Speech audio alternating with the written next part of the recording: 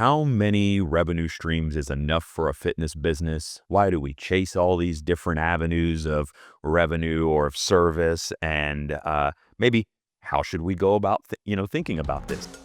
Welcome to the PushPress Podcast, where gym owners learn to dodge bad advice, crush the competition, and actually make money doing what they love. Let's get after it. What's up, guys? Next episode, let's go. All right. So I have been seeing in different forums and groups questions like, who has successfully added 24-hour access? Or who's launched a kids program? And it got me thinking, how many revenue streams is enough for a fitness business? Why do we chase all these different avenues of revenue or of service? And maybe how should we go about thinking about this? I'm assuming you've seen some of the same type of commentary and maybe have even been asked some of these types of questions before. I want to noodle on this some today because I think it's can be a distraction and potentially catastrophic to a business. Yeah, I mean, this one's an interesting one because the ultimate answer is you should be developing multiple revenue streams, and you should be creating more ways that your clients and members can, derive value at your business. But the realistic answer is you shouldn't be. Yeah, exactly. So how does that work? Let's talk about that. Exactly. Yeah, and maybe to level set here, a revenue stream is going to be, adult group membership. It's going to be personal training, retail, nutrition, youth training, 24-hour access, space rent. Like these things go on and on and on, but it's a separate path from maybe your core path to offering some sort of service that's going to pull in an income or revenue. Yeah. And just as a general rule of thumb, like you only have so much time is finite, not infinite. Time is finite.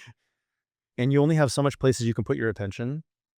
And unless you've actually built a core or ancillary revenue stream where you can pay someone to focus on it, it becomes difficult. And that's where kind of the crux of this is. Exactly. Yeah. Exactly. So stepping off point, half-ass effort equals half-ass results. Oh, I challenge that. I think half-ass effort equals zero results. It's actually like if you could plot it off on a chart, you get nothing until you get something. So it's not like a gradual slope. It's like zero until you get enough value to get something. Okay, I think that's plenty fair, and I would agree with that. Yeah. So if that's the case, then is there any justification for half-assing any program at all? Not unless you like wasting time and being frustrated. I can't see it. No. Yeah. Right. No. So 100% agree. But I think a lot of times that's kind of what we see in general is like this half-ass attempt at doing retail. Yeah. The shelves end up empty, covered in dust. You sold 3 jugs of protein. Your coaches took the other 2, and you got nothing out of it. Do you know, the most frustrating thing I have in doing this podcast, I'll be honest with you, is all the advice we give to coaches and gyms is the same advice they would tell their clients. Like if you had a client who came in and they're like, hey, you know what? Like I really want to get fit, but I don't really want to put in much of the work. What would you tell them? Like, why are you doing this then, right? Like if you're telling me you don't want to put in the work, then like, just be real, just sit at home and enjoy your life. Right. Yeah. But, I feel like over and over we do this podcast and I'm like, it's the same thing you would tell your clients, right? Like same thing. So, and I think, there's this interesting intersection between effort and like this half-ass effort thought, and then this, bias for action. Bias for action is the stepping off point. You still have to see it through to a level of excellence. We started this podcast, I would say, with minimal effort, with Media Nick's help, who's sitting behind the camera back here, at our company retreat, but we're seeing it through, and we're going to keep putting in the reps and get better every time. The shelves aren't getting dusty, around here, right? So I think that's an important point to clarify. But yeah, the difference between continual half-ass effort and continual incremental effort. Correct. We put way more effort into this batch. Not to say we didn't put effort in the first batch, but it's like you learn, right? Like we learned what we could have done to make it better. We've already identified ways to make the next set of episodes better, and we'll just keep doing that. Absolutely. That's completely different than just half-assed. Exactly. So, I'm going to change that bullet point. Half-ass effort equals 0 results. 0 results. All right. Number 2, identifying your customer profile. We do a lot of episodes. We reference ICP. I think it's really important that we spend a few minutes to kind of dive into this here. When we talk about identifying your ideal customer profile, what we really mean is coming up with the exact traits that make up your target customer. So that's going to be how old are they, what gender are they, what's their income, what's their lifestyle like, what are their fitness goals, what are their pain points?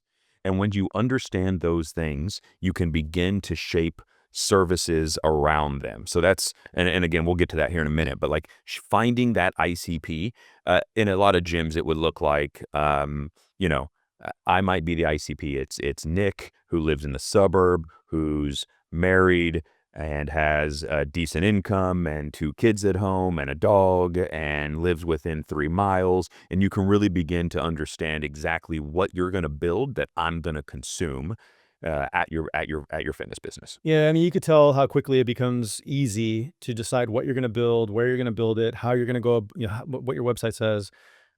When it's that, like as clear as that is, versus like somebody who wants to get fit. Exactly. Very different. Much more clarity. 100%. And so that leads into kind of like the second point, which I believe is once you've identified who the ICP, the ideal customer profile is, you have to build a great product around that. And again, you have to resist the temptation to try and serve all. We've talked about this in different ways in different episodes, but like the more people you serve, the harder it is to do great. Yep, absolutely. And I go back to, I've done a reel about this, like, oh God, Cheesecake Factory versus In-N-Out, right? Like Cheesecake Factory makes literally probably 100 dishes, and I don't think any of them could hold a candle to the specialist version. Like their pasta is not going to be good as a fancy Italian place. Their burgers are not going to be good as a burger place. And so you have to make the choice of like, either you serve less people really well or you try and serve everybody. And if you're a boutique gym, you can't serve everybody. So it's been solved. I think that's the challenge that CrossFit gyms get pulled into, because CrossFit is infinitely scalable. So it can serve everybody, but just because it can doesn't mean you should as a gym owner.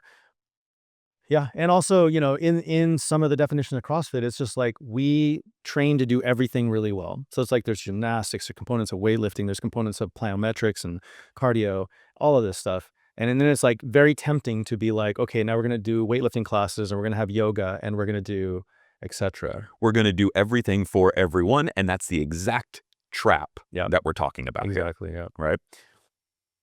And so yeah, I mean, what that looks like is kind of was what Dan mentioned. It's like you have a yoga class on Sunday, you got a weightlifting class on Saturday, you've got 24-hour access gym, you've got the dirty retail shelves, and none of it feels as if it's really driving success anywhere, right? Like the yoga class has 3 people, the yoga teacher's like, come on guys, am I really showing up for 3 people? That's what overextension to all of these different avenues begins to look like. It's the daycare person who showed up and there's 1 kid, and it's like, you're really paying for daycare for 1 kid. Like it shows up in everything because you're just getting pulled in too many different directions. Yeah. I mean, let's look at this from another lens. Have you ever like walked into a nightclub and there's 2 people in there? You know what I mean? Like music's pumping, smoke machine's on, like everything's going on, but there's like 2 dudes standing in a corner. Have you ever, like everyone has, right? I think so, yeah. Yeah, like doesn't feel good. No. Right? That's what all of these services can feel like. Like if there's a yoga class that you're promoting and there's like 1 person there, and then dusty retail and like everything's just kind of like creepy corner town stuff, like it just doesn't feel good. Like you don't want to present that. Yeah, absolutely. Yeah. Absolutely. And instead, what we want are programs that synergistically work off of each other, right? And if you build and design a program around an ICP, right? I'm going to build something that serves Dan Wymura, who is married, whose kids are out of the house, who likes to travel. It's like, what does that look like? And how can I plug into that? I think there's so much power there. Yeah, and I think for most of our gyms, the easiest jump off point, which, this isn't revolutionary, but the easiest jump off point to build a synergistic program that not only supports your clients and their needs, but also supports your staff, who's an important part of this equation, is private training. Mm-hmm. Because no matter what you're doing and what type of gym you have or studio you have, like, there's some aspect of getting better. And the way to compress time in getting better at something is to have dedicated time with somebody who really knows what they're talking about. That's private training. Yeah. So I think the first extension of revenue that every studio and gym should look into is a way to compress time to value for their gyms or for their clients in private training. Yeah, I think I'd agree with that. I think maybe if I were to go, what's the next layer? And then I want to play an interesting game with you after this. But I like games. The next layer would be, I would probably go merchandise, only because it has a marketing angle to it. But Oh, right. you know what I mean? But like, I 1,000% agree. Group, private, and then I would consider merchandise as part of that. Is this the game we want to play? No. Let's fast forward. I want to play this game. Okay. Because we got a couple extra minutes here. If you were designing a program for Dan, what would that program look like? Give you some time to think about it. I'll explain mine. Okay. And my hope in this game that I'm coming up with on the fly is that there's a difference between the two, to the point that it illustrates exactly what we're talking about. Okay. So my program would be large group.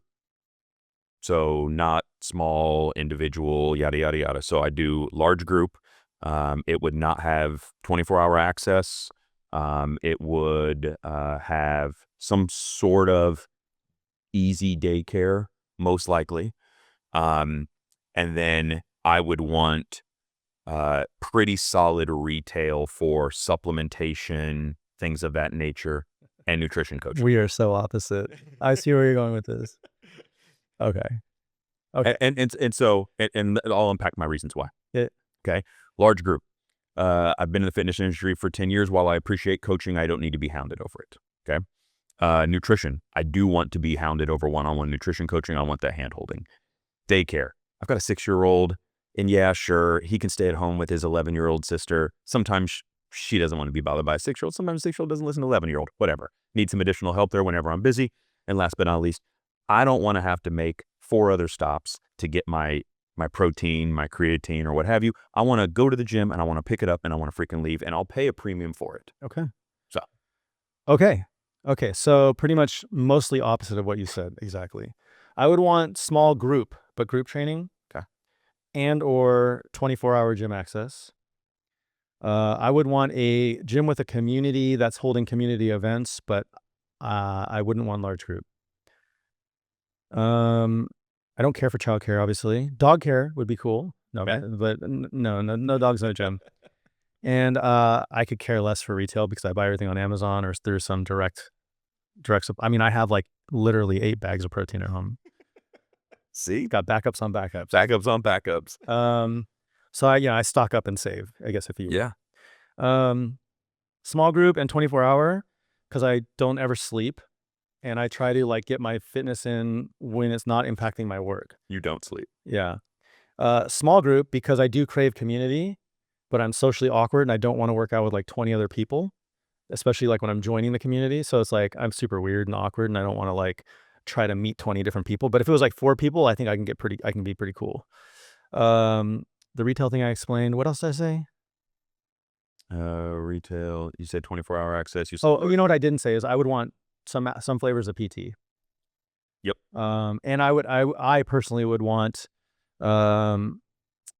something with mobility, like stretching or mobility, yoga, stuff like that, because I'm getting brittle. And like a wishbone. Yes. And so, I think what's so crazy about that is that we're good friends. We work together.